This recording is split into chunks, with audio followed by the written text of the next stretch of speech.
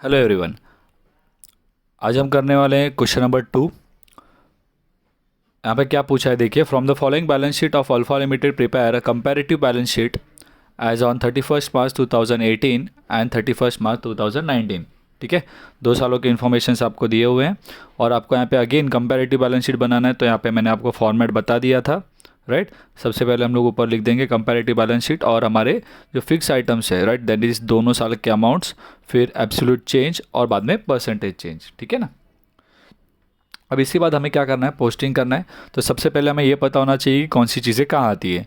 तो आइए एक बार डिस्कस कर लेते हैं, फिर पोस्टिंग शुरू करेंगे। सबसे पहला दिया आपको इक्विटी शेयर कैपिटल, तो ये आपके शेयर कैपिटल हेडिंग में आएगा। प्रेफरेंस शेयर दिया है, वो भी आपके शेयर कैपिटल के हेडिंग में आएगा। रिजर्व्स एंड सरप्लस आपका सेम है, ओनर फंड में ही आएगा ये शेयर कैपिटल के बाद। 15% डिबेंचर्स दिया है, ये आपको बोरोड फंड में आएगा, बराबर। क्रेडिटर्स, बिल्स पेएबल और प्रोविजन फॉर टैक्स, ये आपके करंट लायबिलिटीज़ है। ठीक है। एसेट्स की बात करें तो land, building, plant and machinery, ये सब आपके फिक्स्ड एसेट्स हैं। स्टॉक, डेटर्स और कैश का अमाउंट जो है ये आपके करंट एसेट्स में आते हैं। तो ये करंट इन्हें हम लोग 3 को वर्किंग कैपिटल के हेडिंग में शो करेंगे। तो आइए शुरू करते हैं पोस्टिंग। सबसे पहले हमारा फर्स्ट साइड का नाम होता है सोर्सेस ऑफ फंड। इसके अंदर 2 मेन हेडिंग्स हमने पढ़े हैं, ओनर फंड और borrowed fund, right. Owner fund के अंदर 3 हेडिंग्स आते हैं, share capital, reserves and surplus और माइनस करते हैं उसमें से फिक्टिशियस एसेट्स। अब यहाँ पे आपको शेयर कैपिटल के अंदर 2 आइटम्स दिए हैं, एक इक्विटी शेयर कैपिटल और प्रेफरेंस शेयर कैपिटल। तो इक्विटी शेयर कैपिटल ले लेता हूँ पहले दोनों सालों के, 2 लाख और 2,50,000। उसके बाद प्रेफरेंस शेयर कैपिटल 80,000 है, ओके। उसके बाद उसमें रिजर्व्स प्लस होता है, तो रिजर्व्स दिया आपको 1 लाख और 1,40,000। अब इसके बाद आपको फिक्टिशियस एसेट नहीं दिया है क्वेश्चन में अगेन, तो इसीलिए हमारा ये तीनों का जो टोटल होगा वही हमारा क्या हो जाएगा, नेट वर्थ हो जाएगा। तो तीनों के टोटल्स ले लेंगे हम लोग 1 बाय 1। 2018 का आपको आएगा 3,80,000, 2019 का आपको आएगा 4,70,000। फिर कंटिन्यू करते हैं, हमारा नेक्स्ट हेडिंग आता है उसमें बोरोड फंड। बोरोड फंड में इस क्वेश्चन में आपको दिया है डिबेंचर्स। अगर बैंक लोन होता है तो वो भी लेते हैं, बट अभी खाली डिबेंचर है तो वही दिखाएंगे। दोनों सालों के अमाउंट देखिए 60,000 और 51।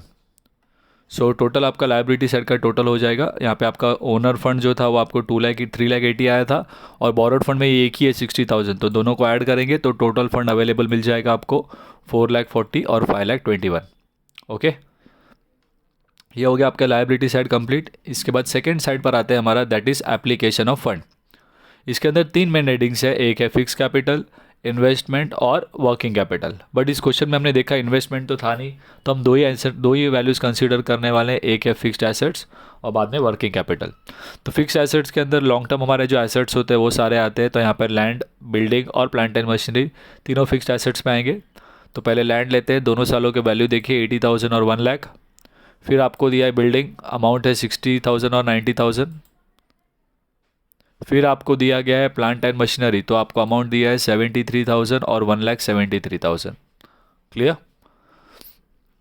अब ये तीनों का जो टोटल होगा वो आपका फिक्स्ड एसेट्स का टोटल हो जाएगा, दैट इज़ 2,13,000 और 3,63,000।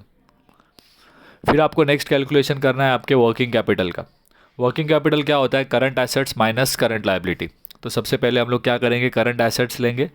तो स्टॉक, डेटर्स और बैंक ये हमारे करंट एसेट्स में आते हैं। तो पहले स्टॉक ले रहे हैं, अमाउंट देखिए 1,50,000 और 1,10,000।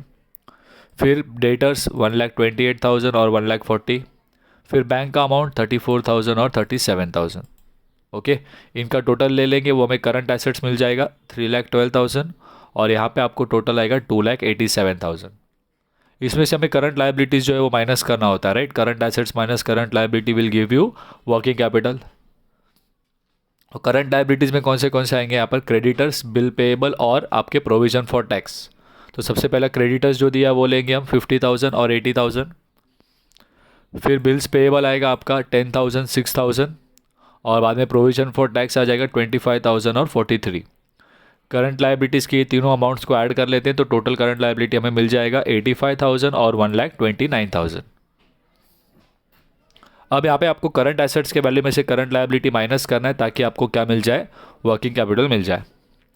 तो 2,27,000 और 1,58,000 ये दोनों आपके दोनों सालों के वर्किंग कैपिटल मिल गए।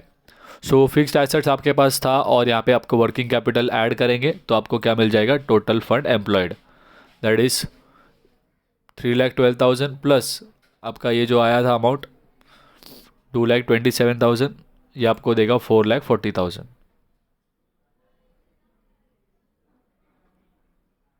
सेकेंड ईयर में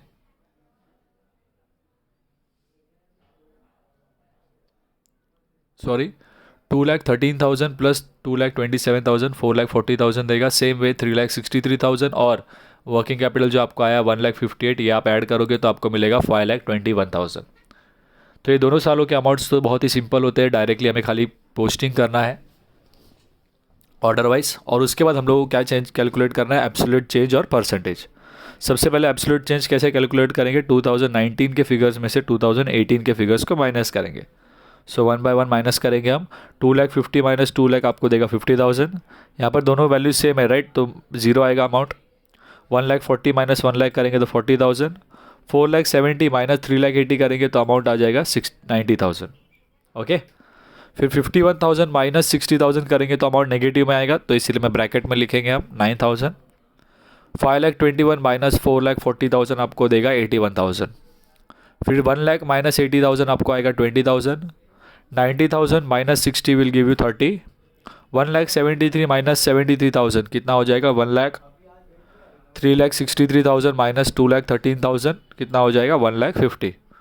फिर 1,10,000 में से 1,50,000, अभी देखिए छोटे में से बड़ा माइनस हो रहा है तो आंसर नेगेटिव में आएगा, सो नेगेटिव 40,000। 1,40,000 माइनस 1,28,000 आपको देगा 12,000। 37 माइनस 34 करेंगे, ये आ जाएगा 3,000। अगेन 2,87,000 में से 3,12,000, छोटे में से बड़ा माइनस हो रहा है तो आंसर माइनस में आएगा 25,000। फिर 30,000, 80,000 माइनस 50 क्या देगा आपको 30।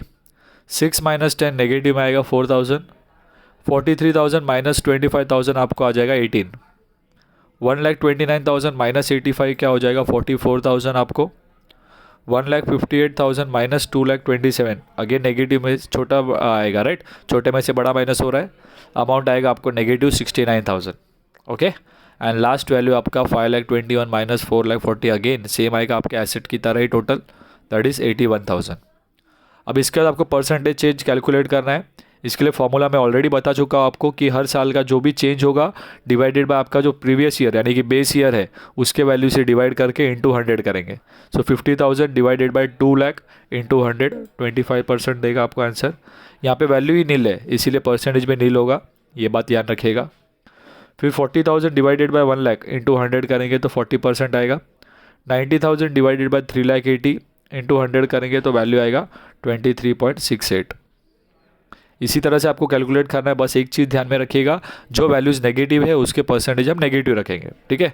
सो 9,000 डिवाइडेड बाय 60,000 करेंगे तो आंसर आएगा 15। 81,000 डिवाइडेड बाय 4,00,000 आएगा तो 18.40 आएगा, वहाँ पे गलती से कॉमा आ गया है, ठीक है। 20,000 डिवाइडेड बाय 80,000 इंटू 100, 25। इस तरह एक एक कैलकुलेशन आपको खुद से करना होगा। बस एक चीज़ ध्यान में रखिएगा, जहाँ पर आपको ब्रैकेट में अमाउंट है यानी कि माइनस में है उसका आंसर जो है वो नेगेटिव में लिखना है आपको, दैट्स इट, और कोई यहाँ पर चेंज नहीं है। तो मैं आपको एक एक यहाँ पे शो कर रहा हूँ, बट ये सब आपको कैलकुलेशन करने से पता चलेगा, ठीक है। तो यहाँ पे हमारा ये जो सम है आपको मेथड तो पता ही चल गया होगा, बस आपको इसे परफेक्ट करने के लिए प्रैक्टिस करना होगा और कैलकुलेशंस खुद से करेंगे उतने आपका ये कैलकुलेशन फास्ट हो जाएगा। ओके, तो अगर आपको हमारे ये वीडियोस पसंद आते हैं तो हमारे वीडियोस को लाइक करें और अपने फ्रेंड्स के बीच शेयर ज़रूर करें। Bye bye, take care.